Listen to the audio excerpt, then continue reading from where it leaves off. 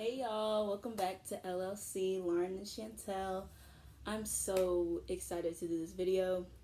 So a couple days ago, I finished Little Fires Everywhere, and I just okay.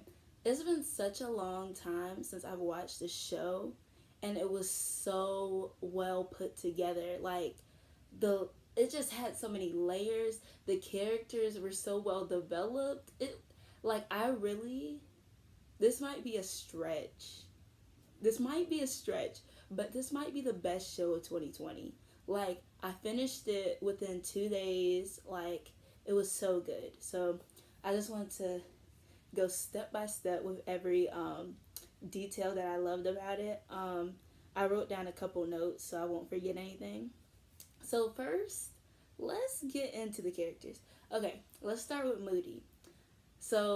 Okay, I really loved Moody and Pearl together. It was so cute. But I think one of the good points that I think Izzy brought up was that just because you got her a bike, just because you're being nice, does not mean you own her. And I said, period. You can't be mad at Trip for getting with Pearl because that's none of your business. You don't own her. But I still love Moody because of the relationship Moody and Izzy had, kind of being like the outlying kids and not being um, really the stereotype of Elena's perfect family. I really love that for him, and he was so sweet and nice. So I did love Moody. Trip, you know, I like Trip. He's kind of, he's definitely that dumb jock character, which I expected nothing more from him. Him loving Pearl and thinking that Pearl is different from the other Jennifers that he gets with. I thought that was really cute. At first I didn't like Trip because he kind of stole Pearl from his brother, and he knew that Moody liked Pearl. But I mean, Trip was definitely everybody. I'll tell you this: I really like this show because everybody had their flaws, and I think a lot of shows have, you can tell who the protagonist is and who the antagonist is, and it's just straightforward. This one, everybody kind of got on my nerves. Trip got on my nerves. Moody got on my nerves. Really, Izzy didn't get on my nerves that much because it was just she was just very misunderstood. Pearl, oh god, Pearl and Mia and Elena all got on my nerves. I was like, girl. Lexi, I really liked Lexi's storyline because so many people, I really thought it was really important for her to have a black boyfriend and saying oh, I don't see colors, because so many people do that. They're like, oh, I don't see color. We don't want you not to see color. She was saying oh, my mom walked in the MLK march and my grandmother integrated our school. Okay, but race is a part of me, so you can't just say that you don't see color. The boyfriend was saying I'm a black guy. Oh, I'm hopping from topic to topic, but I really loved the way that they had their relationship, Lexi and Brian, because there's so many Brians in the world, and we're so used to seeing black guys getting with white girls and that being so controversial, but nobody ever shows what the black guy's thinking. And I love how loud he was about it, but you could tell he was being very pro-black, and then she gave it up, and then he was oh, I'll just stick around. I'm that's very typical, and that's so realistic. I'm sure a lot of black guys wouldn't be dealing with it, but just because girls give it up, they're gonna deal with it, which I thought was very realistic. The abortion scene was so, I don't want to say sad, but it was heartbreaking because when she used Pearl's name, it was very she was saying I think the underlying meaning was she can handle this, she'll get over it, but her mom would never get over her daughter having an abortion. I felt so bad for Lexi, even though she was not the best character.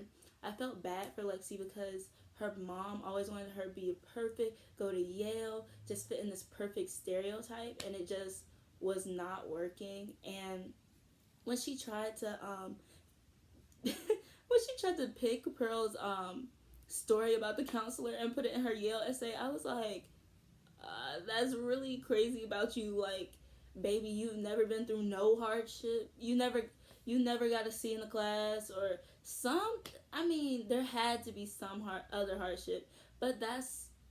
And then I thought it was really funny how Elena was like, "That's such a dumb question. Like, oh, why would they ask about hardship? We worked hard, so you wouldn't have hardship." I'm like, that's a terrible way to raise your child because life is not going to be perfect. So you're going to have some hardship no matter how much money you have, what status you have, whatever. So I thought that was really crazy. But that's really all I have to say about Lexi. I really felt bad for her, especially at the end when um, she was like, "I'm not perfect," and then Eleni was like, "Yes, you are." That was like one of the most powerful moments. I was like, I was there. I could hear a pin drop. Like, it was so crazy. But I felt bad for Lexi. I honestly felt bad for all of the kids because Elena was crazy. Elena was crazy. Elena was crazy. Um, the dad was so funny when Elena went back to her I guess her first love, her ex, and he was like, "How about you go get another pacifier?" I was like, "You've been holding on to this for 15 years, sir." Um, I I don't know what to tell. First of all, he should have. I feel like you have to have more backbone. Like, if you had like a hint or something that your wife was cheating on you, why don't you just, I don't know, talk to her about it, ask her where she went, like keep pushing her instead of like he had this pent up anger for like 15 years. I played the role of just like a weak husband, weak father. He wasn't very forceful with anything in the house, and yeah, that's all I have to say about the dad. He didn't have that huge of a role. Moving on, Mia. Mia's backstory. I don't cry a lot, but Mia's backstory was so heartbreaking. Oh my gosh. So like one when it first began, when she wanted to go to art school, and her parents weren't that supportive, and they're like, "Oh, you're gonna be gay. Oh, you're gonna get pregnant." Da da da da. And then the brother was always there for her, giving her money and stuff, which was very sweet. Um, and then when they said her brother died, I was like, "Oh my gosh, that's so like it's so crazy. Like, that's so sad." And then to put the icing on the cake, your parents won't let you go to the funeral because you're pregnant. Because the only reason you're pregnant is because you're a surrogate to get $12,000 to finish paying for your school. That your parents just don't even support you in. It was just it's such a real thing that people have to go through, and it was just such a sad thing. Now, I'm not saying Mia's right for everything that she did, because she's nowhere near right in most of the things she did. She should not have taken Pearl and told that. Well, okay, I'll say it like this: she should not have told the family that was gonna the surrogate family.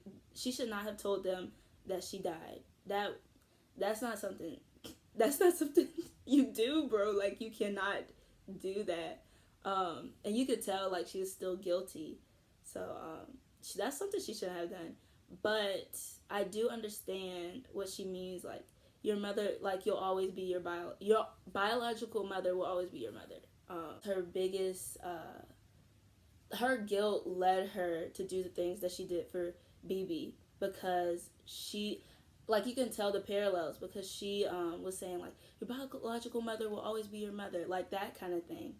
And then I just thought it was crazy how BB stole her baby in the end. So like that's a huge parallel there, which I thought was like really good for the writer. I liked how the writers put it into the show where it wasn't so obvious but like subtly there. It was very cool. As far as BB, how do I really felt bad for the adoptive mother. I did, because it's like you could see both sides. So BB didn't have enough money to obviously raise Mei Ling. And I see why she gave her up, because she wanted her to have a better life. She wanted her not to starve, like literally not to starve. And I felt so bad for the adoptive mother because she couldn't have children, and she was having a hard time having children, and she finally had a daughter, and she was doing all these things for her. But having money does not make you a good mother, and I think that was the main theme of this whole show. Like, having money does not make you a good mother. Being a biological mother does not make you a good mother. It's more the time you spend with them, the things you do with them, that kind of thing. But I felt bad for the adoptive mother and BB. I really wish that the adoptive mother would have let BB into Mei Ling's life so she could learn more about her culture and learn more about just, her biological family. I think that would be the perfect compromise. But that's not reality. That's not reality for most families, most adoptive families. So I mean, when she stole her baby, I was like, that's not really a surprise. That's kind of predictable. I felt really bad for her adoptive mother, but I also felt bad for BB because it's not her fault for the circumstances that she's in. It's not her fault for not having enough money for her child. It is really society's fault. But I also think that Mia played a big role in it because of her guilt. Point blank period. She stole Pearl. I, yes, she's her mother, but she stole Pearl. I mean, she told those people that she died, which was crazy. Last but not least, the main character of the show, Elena. Oh baby, oh baby. I knew. Okay, she's even though she's just a terrible mother. Let's call it how it is. She's a bad mother. Although she's that, before the last episode or the last couple episodes, I was definitely like, this lady's just confused. She's just been raised around rich people. She's been accustomed to wealth, and she's just very confused, doesn't know what's going on, closed-minded to things. But when she said she hated Izzy and never wanted to have her, I was like, ma'am, you cannot say stuff like that. That you cannot feel things like that. Like, that's such a terrible, it's a terrible way to bring a child into a world when you don't want them. Which I think was a huge parallel to Lexi's abortion.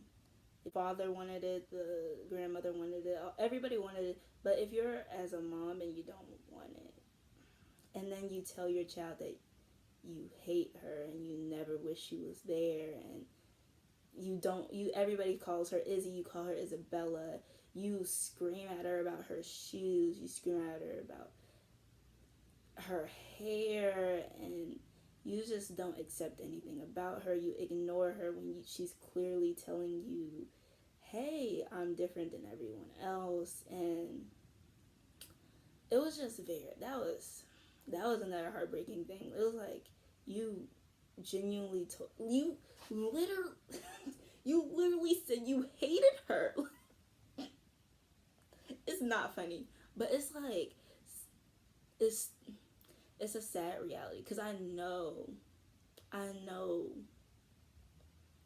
for a fact that's not just fiction. That's real life, that you probably, like, there's probably some mothers out here that genuinely hate their children for one thing or another. Like, Mia's parents, honestly, Mia was different. She went to art school. She was not like her brother on a football scholarship, all that kind of thing. She was very different.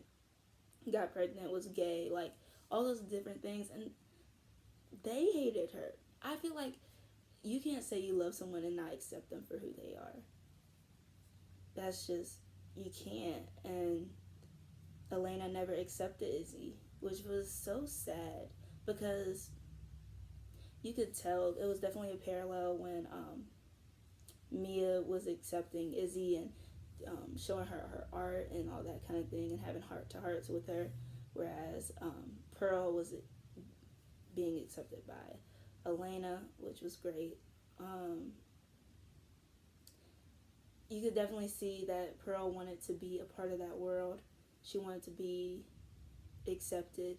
Izzy wanted to be a part of Mia's world because that's something that she had never known, just like a loving mother. Um, and Pearl wanted the materialistic things. And, you know, a big theme was American Dream. So, Elena's American Dream was white picket fence, husband, 3 kids, not 4, 3 kids, and just having money and, staying at home. Not staying at home, but, having a job, but also being really a mom is her first job. And I thought it was crazy that her first love was like, oh, let's go to New York Times. Let's work for New York Times. Let's stay in Paris. Let's travel. Da da da. And she was just like, that's not a part of the plan. That's not a part of the American dream. And I was like, wow, that's really how Sometimes that's how I think. That's how everybody thinks. We have this plan and we cannot stray away from the plan. Otherwise, the results might not be what we want. But it was just so true that she was not even happy with her life. Like, yes, she was happy as a mother, but was she truly happy? No. She was just crazy. Like, she was just pretending to be happy, I guess you could say. And it was definitely like everybody has this dream to be this perfect, have, basically go on this perfect path, live this perfect life. And you could tell she had her breaking point. And let's just say it's not greener on the richer side. Greener, the grass, let me, the, the grass ain't greener on the richer side. Basically, the richer you are, it doesn't mean the better you are. Yes, I got it that time. Everybody in the house knew that Izzy was gay. Like, it wasn't a shock, but Elena was like, "Oh, she's spending all her time with Chad. I can't believe they had those rumors about her. Like, it was the worst thing on earth." And the girlfriend was acting like, basically, she was acting like she didn't know what was up. I was like, "Baby, don't be jumping out the closet like this. Oh, she tried to get. Don't be doing that. Don't play. You know where you were." And I just felt so bad for Izzy because she just needs some. I hope she's doing okay. Once she was on that bus, I don't know if there's gonna be a season 2, but hopefully Izzy finds her way and that she's okay and she's safe. Cause, baby, the race thing was very apparent. When first of all, the first scene was like Elena calling the cops and making sure. She was like, "Oh, there's a homeless person with all their bags, and she looks African American." And that was so.